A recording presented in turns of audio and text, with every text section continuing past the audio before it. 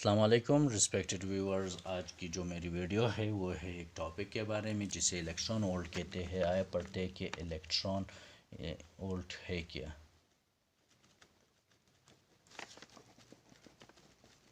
Electron volt है क्या।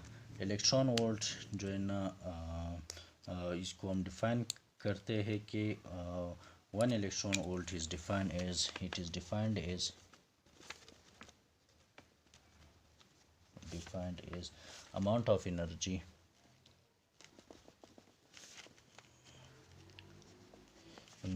gained by one electron when moved through the potential difference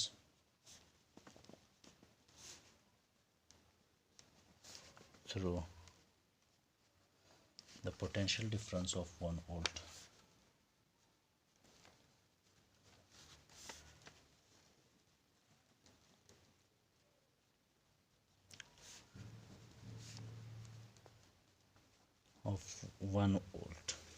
mathematically हम delta u से represent करते हैं which is equal to q naught, जो कि चार्ज है, और पोटेंशियल डिफरेंस वी।